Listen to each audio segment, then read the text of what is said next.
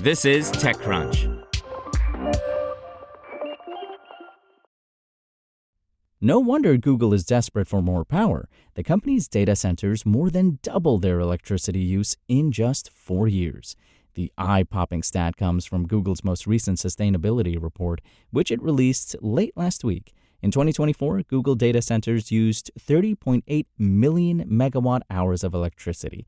That's up from 14.4 million megawatt hours in 2020, the earliest year Google broke out data center consumption. Google has pledged to use only carbon-free sources of electricity to power its operations, a task made more challenging by its breakneck pace of data center growth. And the company's electricity woes are almost entirely a data center problem. In 2024, data centers accounted for 95.8% of the entire company's electron budget. The company's ratio of data center to everything else has been remarkably consistent over the last 4 years. Though 2020 is the earliest year Google has made data center electricity consumption figures available, it's possible to use that ratio to extrapolate back in time. Some quick math reveals that Google's data centers likely used just over 4 million megawatt hours of electricity in 2014. That's sevenfold growth in just a decade. The tech company has already picked most of the low-hanging fruit by improving the efficiency of its data centers. Those efforts have paid off, and the company is frequently lauded for being at the leading edge. But as the company's power usage effectiveness, PUE, has approached the theoretical ideal of 1.0, progress has slowed.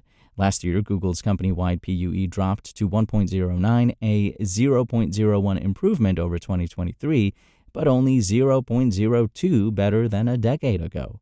It's clear that Google needs more electricity, and to keep to its carbon-free pledge, it has been investing heavily in a range of energy sources, including geothermal, both flavors of nuclear power, and renewables. Geothermal shows promise for data center operations. By tapping into Earth's heat, enhanced geothermal power plants can consistently generate electricity regardless of the weather. And many startups, including Google-backed Fervo Energy, are making it possible to drill profitable wells in more places. On the nuclear fusion side, Google last week announced it would invest in Commonwealth fusion systems and buy 200 megawatts of electricity from its forthcoming Arc power plant, scheduled to come online in the early 2030s. In the nuclear fission world, Google has pledged to buy 500 megawatts of electricity from Kairos Power, a small modular reactor startup. The nuclear deals have yet to deliver power, and they won't for 5 years or more. In the meantime, the company has been on a renewable energy buying spree. In May, the company bought 600 megawatts of solar capacity in South Carolina, and in January, it announced a deal for 700 megawatts of solar in Oklahoma. Google said in 2024 it was working with Intersect Power and TPG Rise Climate to build several gigawatts worth of carbon-free power plants, a $20 billion investment.